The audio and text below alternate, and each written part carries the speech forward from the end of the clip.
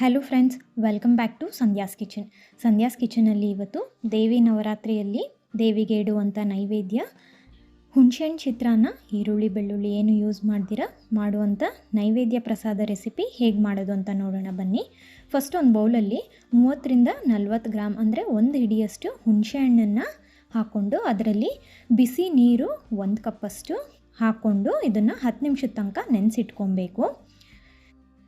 ಇವಾಗ ಒಂದು ಬಾಣಲಿಯಲ್ಲಿ 3 ಟೀ ಸ್ಪೂನಷ್ಟು ಎಣ್ಣೆ ಬಿಸಿ ಮಾಡಿಕೊಂಡು ನಾವು ನೆನೆಸಿಟ್ಕೊಂಡಿರುವಂಥ ಹುಣಸೆಹಣ್ಣನ್ನು ಈ ರೀತಿ ಒಂದು ಸ್ಟ್ರೈನರ್ ಸಹಾಯದಿಂದ ಈ ರೀತಿ ಪ್ರೆಸ್ ಮಾಡ್ಕೊತ ಆ ಪಲ್ಪನ್ನು ತೊಗೊಂಡ್ರೆ ನಮಗೆ ತಿಕ್ ಪೇಸ್ಟ್ ಪಲ್ಪ್ ಸಿಗುತ್ತೆ. ಈ ರೀತಿ ಮಿಕ್ಕಿರೋದ್ರಲ್ಲಿ ಸ್ವಲ್ಪ ನೀರನ್ನು ಹಾಕ್ಕೊಂಡು ಪ್ರೆಸ್ ಮಾಡ್ಕೊತ ಈ ರೀತಿ ಪಲ್ಪ್ನ ತೊಗೊಂಡು ಆ ವೇಸ್ಟನ್ನು ನಾವು ಡಿಸ್ಕಾರ್ಡ್ ಮಾಡ್ಬೋದು. ಇವಾಗ ಇದರಲ್ಲಿ ರುಚಿಗೆ ತಕ್ಕಷ್ಟು ಉಪ್ಪು, 1/4 ಟೀ ಸ್ಪೂನಷ್ಟು ಅರಿಶಿನ, 1 ಟೇಬಲ್ ಸ್ಪೂನ್ ಬೆಲ್ಲ ಹಾಕ್ಕೊಂಡು ಚೆನ್ನಾಗಿ ಮಿಕ್ಸ್ ಮಾಡ್ಕೊತ ಮೀಡಿಯಮ್ ಟು ಲೋ ಫ್ಲೇಮಲ್ಲಿ ಇದು ಎಣ್ಣೆ ಮೇಲೆ ತೇಲಿ ತಿಕ್ ಪೇಸ್ಟ್ ಆಗೋ ತನಕ ನಾವು ಇದನ್ನು ನೋಡಿ ಈ ರೀತಿ ಬೇಯಿಸಬೇಕಾಗುತ್ತೆ.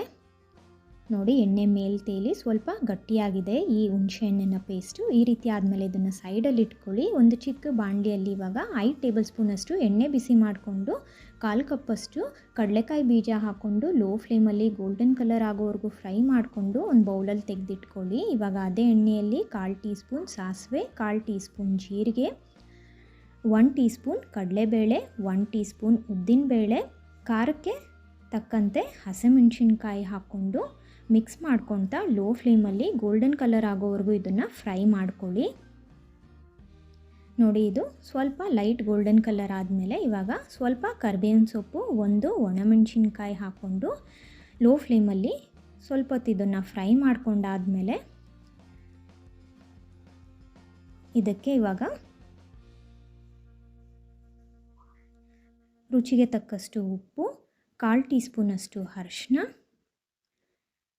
ಮತ್ತು 1 ಪಿಂಚಷ್ಟು ಅಂದರೆ 1/4 ಟೀ ಸ್ಪೂನಷ್ಟು ಹಿಂಗನ್ನು ಹಾಕ್ಕೊಂಡು ಚೆನ್ನಾಗಿ ಮಿಕ್ಸ್ ಮಾಡಿಕೊಂಡು ಸೈಡಲ್ಲಿ ಇಟ್ಕೊಳ್ಳಿ. ಇವಾಗ ಈ ಹುಣಸೆಹಣ್ಣಿನ ಪೇಸ್ಟಲ್ಲಿ ನಾವು ಫಸ್ಟೇ ಬೇಯಿಸಿ ಇಟ್ಕೊಂಡಿರುವಂಥ ಅನ್ನನ ಹಾಕ್ಕೊಂಡು ಅದರಲ್ಲಿ ಒಗ್ಗರಣೆ ಮತ್ತು ಫ್ರೈ ಮಾಡ್ಕೊಂಡು ಇಟ್ಕೊಂಡಿರುವಂಥ ಕಡಲೆಕಾಯಿ ಬೀಜನ ಹಾಕ್ಕೊಂಡು ನಿಧಾನವಾಗಿ ಈ ರೀತಿ ಚೆನ್ನಾಗಿ ಮಿಕ್ಸ್ ಮಾಡ್ಕೊಂಡಾದಮೇಲೆ ಫೈನಲ್ ಆಗಿ ಸ್ವಲ್ಪ ಕೊತ್ತಂಬರಿ ಸೊಪ್ಪು ಹಾಕ್ಕೊಂಡು ಎಲ್ಲ ಚೆನ್ನಾಗಿ ಮಿಕ್ಸ್ ಮಾಡಿಕೊಂಡ್ರೆ ಮುಗೀತು. ಅಷ್ಟೇ ಸಿಂಪಲ್ಲಾಗಿ ಹುಣಸೆಹಣ್ಣಿನ ಚಿತ್ರಾನ್ನ ದೇವಿ ನೈವೇದ್ಯಕ್ಕೆ ರೆಡಿಯಾಗಿದೆ.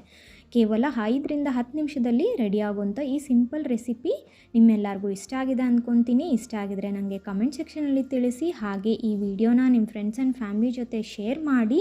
ಇನ್ನಷ್ಟು ಈಸಿ ಆ್ಯಂಡ್ ಟೇಸ್ಟಿ ರೆಸಿಪೀಸ್ಗೆ ಸಂಧ್ಯಾಸ್ ಕಿಚನ್ ಚಾನಲ್ನ ಸಬ್ಸ್ಕ್ರೈಬ್ ಮಾಡಿ. ಪಕ್ಕದಲ್ಲಿರುವಂಥ ಬೆಲ್ ಐಕನ್ನ ಕ್ಲಿಕ್ ಮಾಡಿ. ನನ್ನ ಎಲ್ಲ ಲೇಟೆಸ್ಟ್ ಅಪ್ಡೇಟ್ಸ್ ನಿಮಗೆ ಸಿಗುತ್ತೆ. Thank you for watching.